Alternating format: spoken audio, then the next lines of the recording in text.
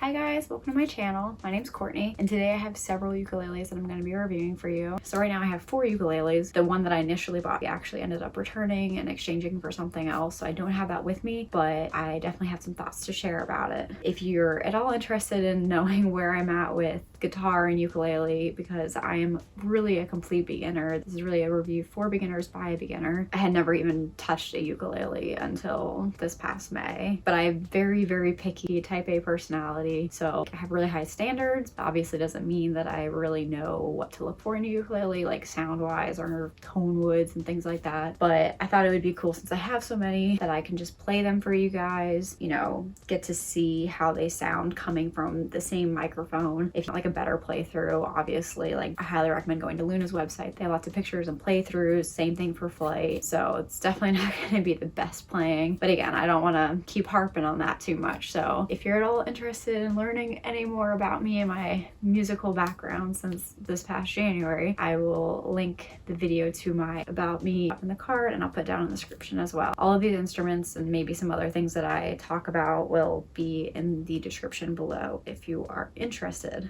But my main goal is to help anybody out who is possibly choosing between one or multiple of these ukuleles. They're all really great. I wish I could keep all of them. Fortunately, I don't have the money for that because I did just buy a guitar. So let's get into it. We got a price band from $50 to $209. So there's a little bit of something here for anybody who's interested. So the first ukulele that I'm going to start off talking about is the first one that I actually got, a Luna. I've obviously unboxed these already and been playing with them for about a month now, but just so you can see, this is the kind of box that the Lunas come in, or at least both of the Lunas that I've received have come in this box. And then this is the case that it comes in. It's cute. It has, you know, little unpadded straps and then a nice little handle. So nothing super special. Again, not very padded, but it does protect you when you want to travel places. So let's see what we got. I just freaking think this is so beautiful. It's a Luna High Tide in Exotic Mahogany. I just love the like ripple effect of it. It's pretty. And then all of these ukuleles come with the, I believe it's pronounced Aquila strings.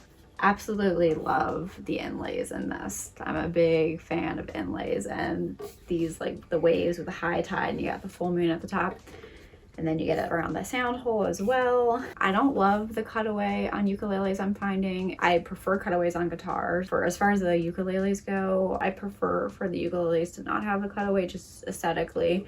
It looks more like a uke to me, but absolutely love this one.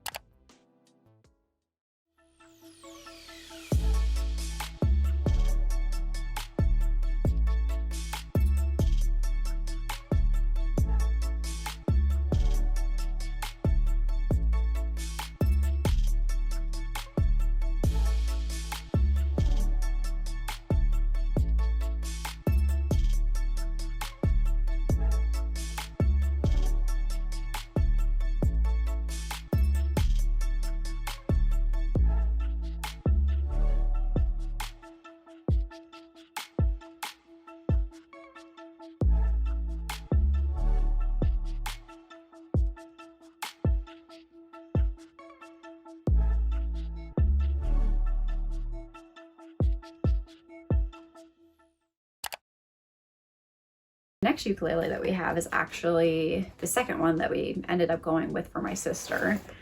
Again, it's a Luna because they are very pretty.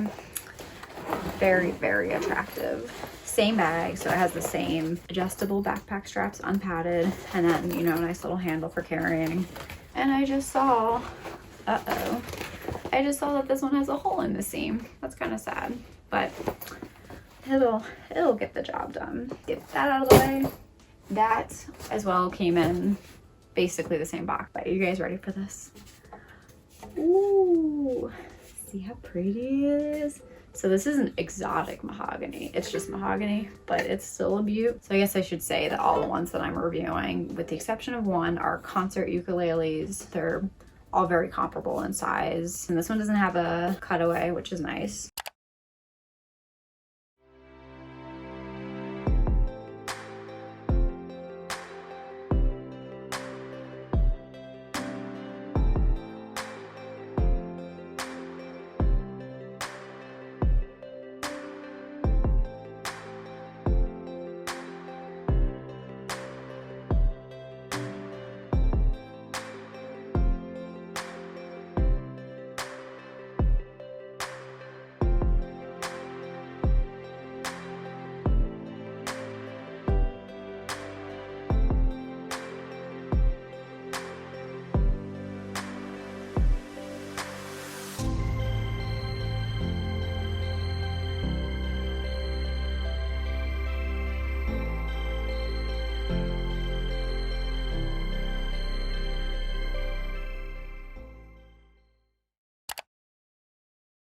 Okay, so this next ukulele, obviously I had to get it after committing so many hours to watching Elise Eklund on YouTube.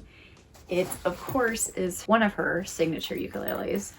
I have to say that I prefer their gig bags. They are a little bit more padded in the straps, adjustable as well.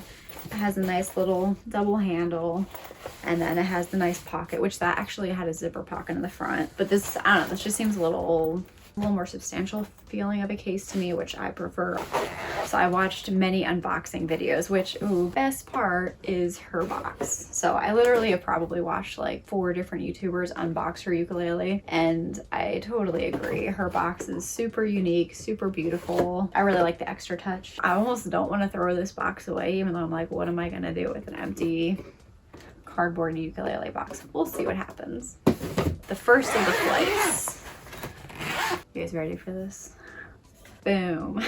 So this is Elise Eklund's signature uke. It is made of solid African mahogany. And initially, I'm not gonna lie, I had some mixed feelings about it. This was always the uke that I think I wanted to get first, but it's not really available in the US. It's not easy to find. I had to get from Music Room Europe, so I was kind of hesitant, which is why I ended up getting the Luna first from Guitar Center. Plus they have like a really awesome return policy, especially now with COVID-19. I think it's like 100 something days to return it. That kind of made me feel safe in getting that. And then I decided that I still really wanted to try to get this, so I ended up ordering it from the Music Room Europe. As far as the instrument itself goes, like, there's really nothing wrong with this. It sounds really good. It's really solid. My first reaction when I opened it was it just didn't seem very polished, especially after using the Lunas, which, like, there's no rough edges. I just don't know. When you run your fingers down here, some sharp edges. I guess what I'm trying to say is when I unboxed this, I saw more imperfections in it than I did in the Luna ukuleles. But the more I played with it, again, it's been like a month that I've had this, it's really grown on me. It kind of just seemed like dry. The fretboard wasn't very shiny. Maybe it's in my head, but I swear that it looks darker than when I got it. I don't know if it's more humid here. I mean, I live in New Jersey, so it's probably it's pretty humid here. It's really grown on me a lot. But yeah, initially I wasn't super impressed with the quality of it. It just didn't seem as polished, and I saw more imperfections, but after a month of having it, I absolutely love it.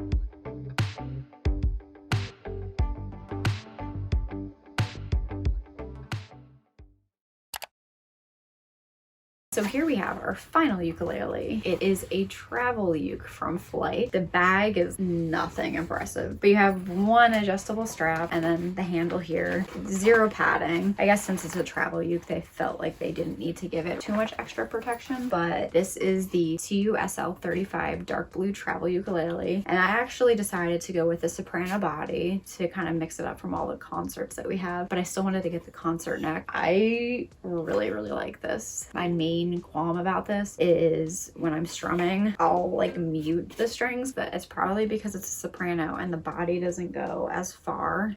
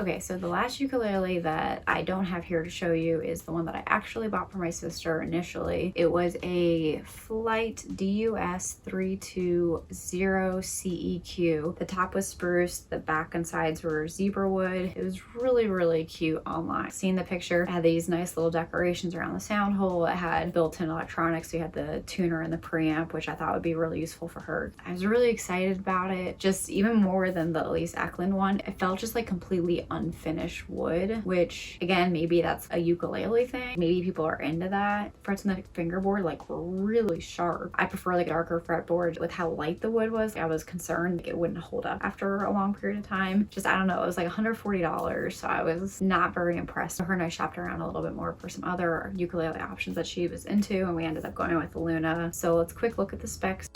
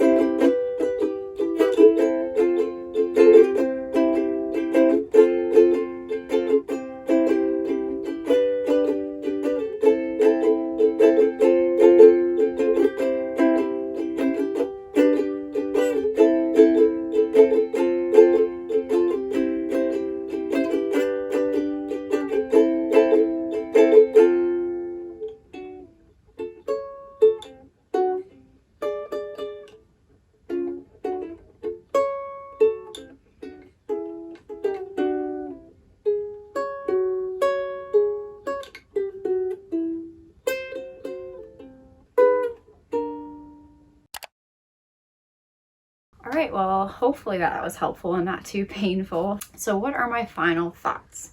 I definitely, if you have the money to get like more than one ukulele, I feel like having a travel uke like this for the price, like it's really solid. I really am happy with this one. If something ever happens to this, I'd very likely get this exact same type of thing. Maybe like Elise Eklund's Sunset one, because that's really pretty. So for me, I'm basically choosing between these two. It's a really tough decision. I think Flight seems to be just, even if maybe it's not the most flashy, might have some like rough frets on the fretboard, people always seem to agree that they're just really great sounding instruments. And as far as I can tell, I agree with that. This is really beautiful. Love the inlays. And honestly, I really like the whole like exotic mahogany. It's just a really cool sheen that's going on with it. So I can't afford to keep both of them. So I think I'm gonna keep the Elise Eklund one. And then maybe one day add the Luna High Tide back into my collection. Both really beautiful. I think I'm gonna keep this one. I love her signature and the headstock is really pretty. I really see myself eventually getting this one again, but there's definitely a lot of Flights that I still want to try out. And I'm hoping that maybe once you get up there more in the price range that they'll be a little bit more well polished. Like Casio, I really like that glossy finish. The Mango is really cool. The Diana. It's like I would like to have at least one ukulele that has a built-in tuner and the preamp, because then you can also get that sound wave, like I guess it's a adapter, so you can kind of build in that sound wave functionality into any of your ukes that have a preamp, which is really cool. So unfortunately none of these have preamps, and I'm not in the position to buy any more ukuleles for a little while, but